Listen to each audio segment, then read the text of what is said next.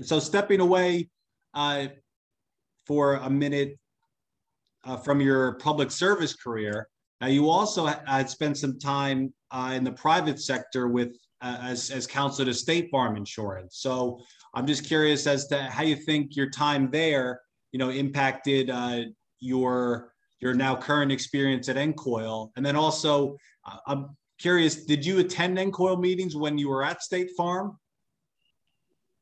That's a great question, and no, I did not. I went to NAIC meetings a lot back in the days when it was still a quarterly type of meeting. Actually, I'm looking to try to come up with a quote here, so maybe I'm not going to come up, but I won't worry about it. Yeah, with State Farm, I was state counsel, and I worked on interacting with various legislatures. Certainly California is where I started. I also spent time living in Bloomington, Illinois, actually in Normal, the adjacent town. I had responsibilities at that point in Kansas, Missouri, and Oklahoma most directly. Then I became, late in my career, what I describe as a smoke jumper, which is to say a smoke jumper is a specialized firefighter that actually parachutes out of an aircraft and goes into a remote area where they're concerned about a fire breaking out to provide on-the-ground firefighting. And in my career in State Farm, it sort of evolved so that I would have colleagues around the country that would identify problematic legislation. Legislation appeared confused in terms of its understanding of the insurance business. And I will say as an aside, I don't think people write bills to do mean things to any business, but I do think what happens very frequently is that people don't have a very clear mental model of the business they're trying to affect. So they draft a bill to fit their model, and if the model is skewed, it starts having unintended adverse consequences.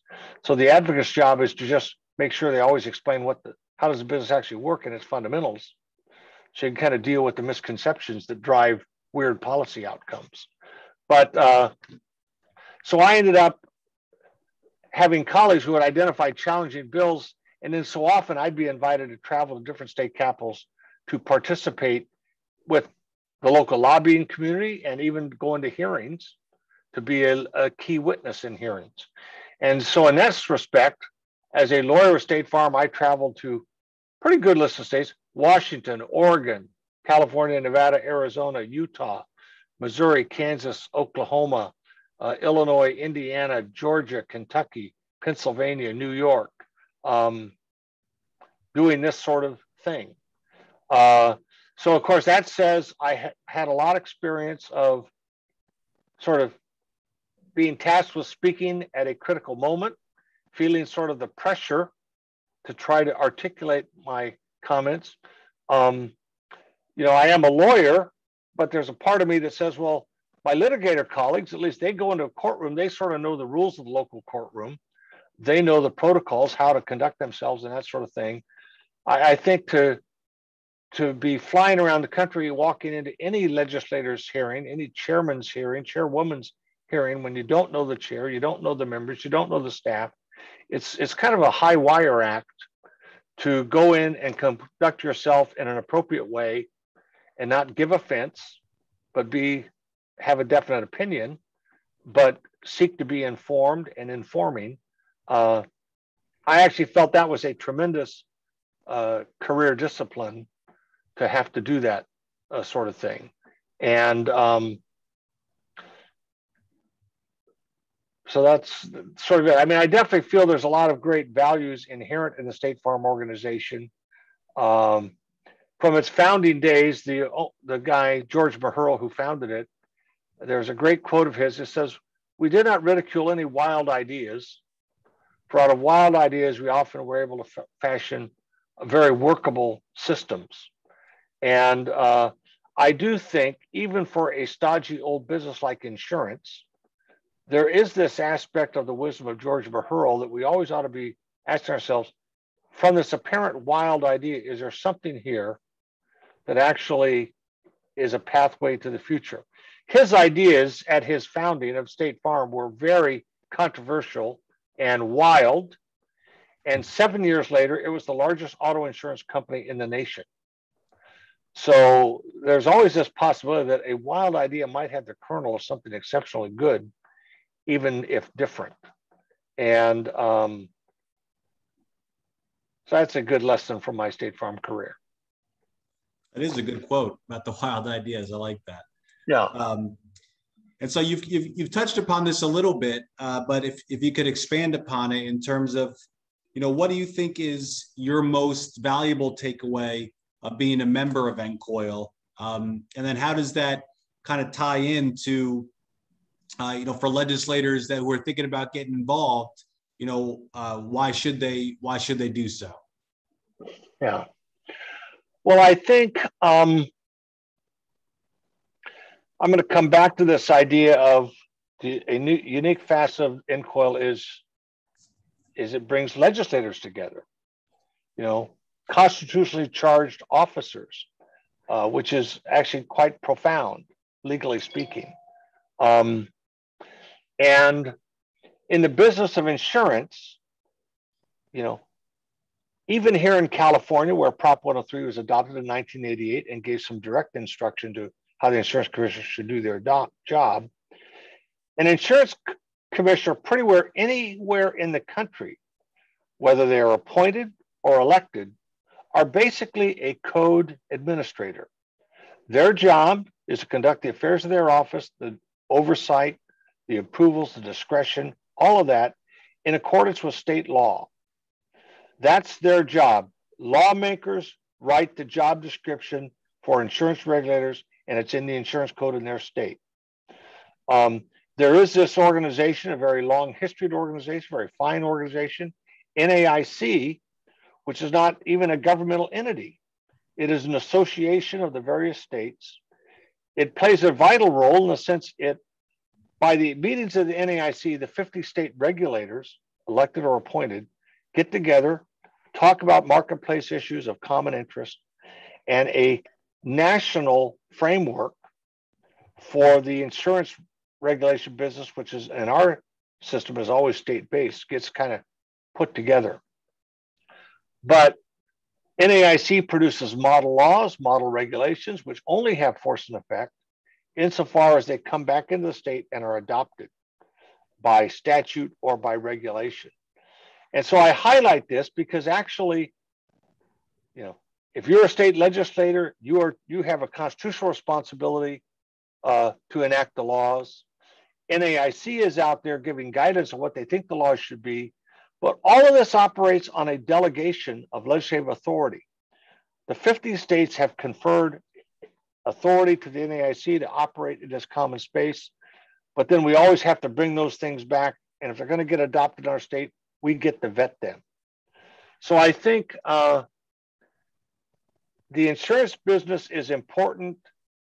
Its regulation is founded on this fundamental delegation of legislative authority, and in a different way than, say, the banking sector or taxation or other sorts of fields. So I think, to me, to be a member of NCOIL is an opportunity to fulfill your constitutional office and to kind of keep track of how the heck is that delegation working? And do they always feel comfortable that the rules getting set by NAIC reflect how they feel the business of insurance should be regulated? I think we are the delegators. And if we have any questions at all, we can ask questions about it. And that gets into the topic of oversight, which I will say I feel one of my primary goals as a lawmaker has been to promote oversight. I'm going to hold up a book here. California State Assembly Legislative Oversight Handbook. Now, it looks backwards to me. Is it backwards to you? Nope, I see it. Yeah, thought straight. And there's your name, I see. Yep. Yeah. So I definitely feel this power of oversight is so fundamental to being a lawmaker. We could fill our walls, our bookshelves with statutory law. We do that all the time. We pass them, governors sign them. They enter the code books. But the ongoing outworking of that law, specifically with respect to the insurance commissioner, who is a code administrator, is ours to kind of monitor and form an opinion on how we think it's going And that's really the charge of oversight. And for your constituents and my constituents, if we're not doing our oversight job vis-a-vis the insurance marketplace, the insurance regulator, or this delegated entity that is issuing its vision of rules, we're letting our constituents down. No one else has this charge to kind of stand up for how the law operates for our constituents, our marketplace. That's our job. And I definitely feel active oversight is a vital part of what it means to be a lawmaker. And during my tenure, I'm going to look to promote that. And promote that actually only means finding ways to support my colleagues in the 50 states to be more effective in oversight, to convene information hearings, think about who to bring, ask questions, and just so that our regulators and our constituents know that someone is paying attention beyond just passing a new law and adding it to books. Like, how's it all working? Is the law current? Is it somehow duplicative of some other obligation? Are there inconsistent laws out there that ought to be taken note of? Or has simply times changed so that something that was very pertinent and accurate when it was passed 25 years ago really needs to be updated?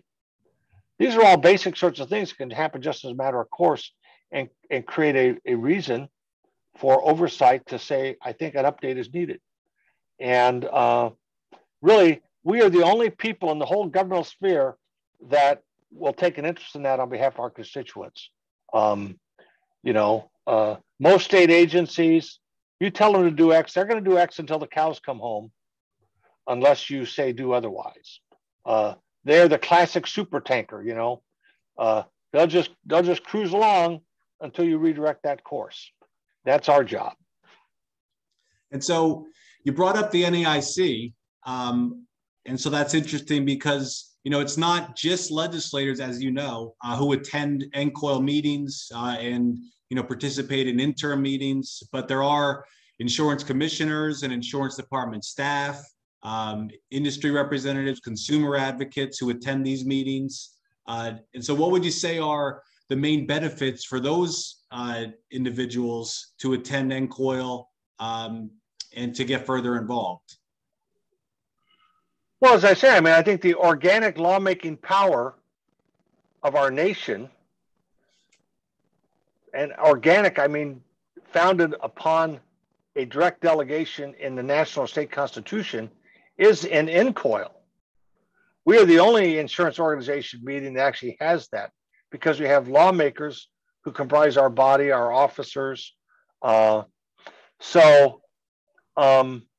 Anybody with an interest in insurance ought to be actually taking note that when it comes to lawmaking, the real deal in insurance is NCOIL. So that to me would be the most glaring issue. It's a whole different conversation, but I have a whole way I think about communicating and advocating, and it's a product of my whole career. I have a whole presentation talk on this. And the title of this thing, which is I refer to all the time, is a weird title, I admit. The road to your future runs through someone else's head. And what's behind that, the road to your future runs through someone else's head, is that if you want to be promoting any idea, any change, any new thing, you have to reckon with what's already on the mind of your audience. If you cannot find a way to connect with on the mind of your audience, you will have a difficult time getting a new idea across.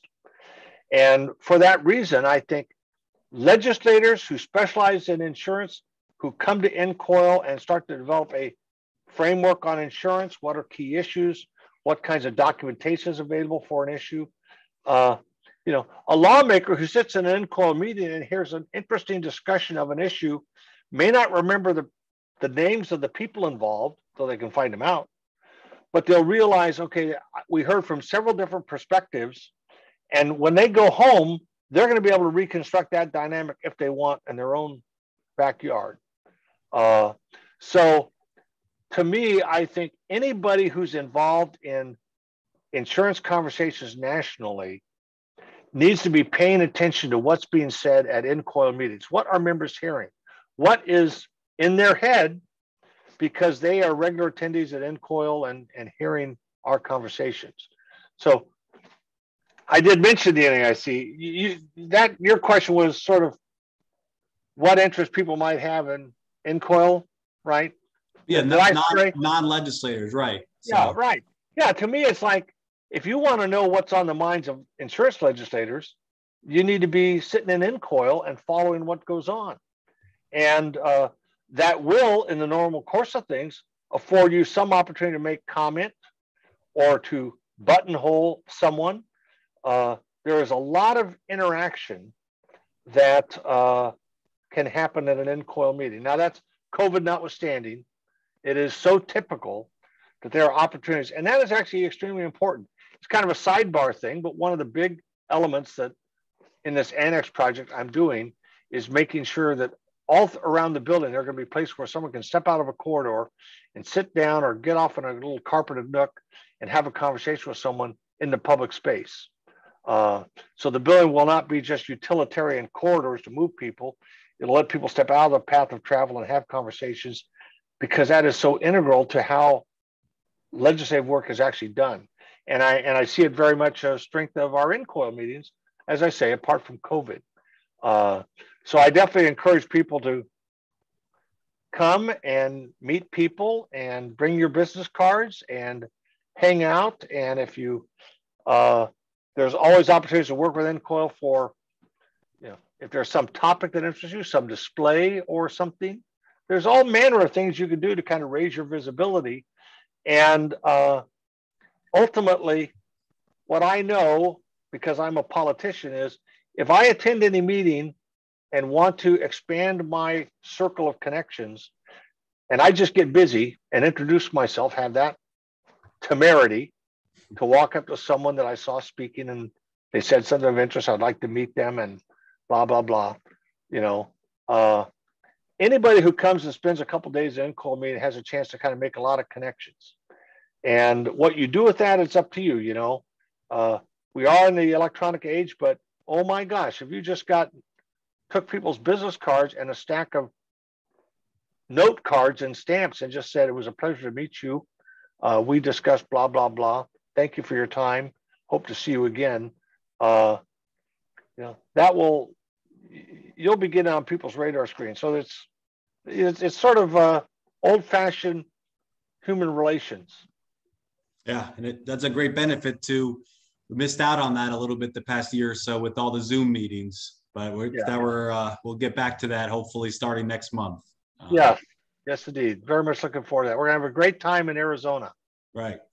And so I did the prior question I mentioned in terms of the other groups of attendees that attend NCOIL meetings, non-legislators, are consumer advocates, and throughout the years, those in the organized consumer advocate community, have from time to time raised some objections that NCOIL comes down on the side or agrees with industry too often, whether it be a model law or resolution or just discussing a certain issue.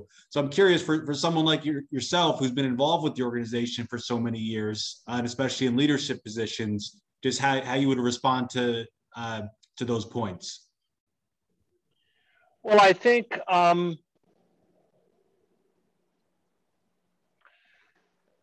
I've started to indicate where that response is. It's like the road to your future is in someone's head. If you're a consumer advocate, you need to reckon with what's in the head of the legislator. And I don't mean just industry arguments. I mean, we have the insurance business, we have the P&C business, personal lines, commercial lines tend to be more short-tailed issues. We have life and health, disability, longer-term business. They have financial needs. They need to be supported by adequate capital. They have a rating law, which is designed to ensure that capital. There are safeguards around it. A legislator with his constitutional obligations has to keep the fundamental nature of the business, its regulation, what underpins it, the things which support its long-term capital adequacy and doesn't chase capital away. All of these things should be in the lawmaker's head because that's what their whole law is built around. You may not have been the member there when that basic structure got adopted, but you know, that is what it does. So then I think as a legislator, I have to own the reality of the business. The whole body of law has grown up fundamentally to ensure that promises are performed as expected and that you pass laws that are done thoughtfully so you don't make a colossal blunder. It's still legendary in California that Gray Davis was recalled because of blunders with the enactment of laws dealing with the electrical sector. And kind of like lemmings going off a cliff, the legislature got behind some ideas that are actually flawed, and there you went. Early in my career, I was active in oversight in the late 1980s during the S&L crisis into the insolvencies of the Mission Insurance Company, the Transit Insurance Company. And these were companies that went belly up because of lax regulation, inattention to the business model, a failure to kind of stick to basics. So any lawmaker charged with their public responsibility does need to operate in a framework that understands where the law came from, how it operates to safeguard solvency, and is incrementalist in general in change to not do the lemming thing off a cliff. And I think that's just the nature of the business. That's bound up to me in the oath of office that we all take. So, yeah, I just think the lawmakers have to own the consequences of the laws they pass. And this necessarily, I think, makes us incrementalists. It doesn't mean change is impossible. As I say, I like that George Maherl quote. We don't make fun of any wild ideas. For out of wild ideas, sometimes the most workable and practicable ideas have been formed. I think we need to be open to that. I sometimes joke that a lot of my work as a lawmaker, I remember a sermon I heard when I was 18 years old, which always stuck with me. It was the sermon title was The 7 Last Words of the Church. I was kind of curious, what were the 7 last words of the church? Turned out the 7 last words of the church was sort of an attitude of come wheel or woe or status quo. The 7 last words were, we've never done it that way before. And it's sort of in the face of changing life, if you take the attitude always, we've never done that way before and we're not going to do it now, you'll get into trouble. So I'm definitely a lawmaker that's respectful of change. I understand the role of it, but I think there needs to be, you need to be attentive to the ramifications of what you're proposing. And, you know, sort of everything I learned about insurance, I learned on my mother's knee, you know, just because someone else wants to do it, are you going to do it? No, you're going to figure out what you think. So I just feel we are stewards of the law and the legal system which safeguards the public and has endured for decades. We are also stewards of our state-based system of insurance regulation. And if we just go willy-nilly changing things so that we run it off the cliff, we are probably giving away our state-based insurance heritage because someone will want to rush into that vacuum. So I think there's a lot of stakes, but that's, again, great reason to come to NCOIL as a legislator, get more informed, be a good steward of that responsibility.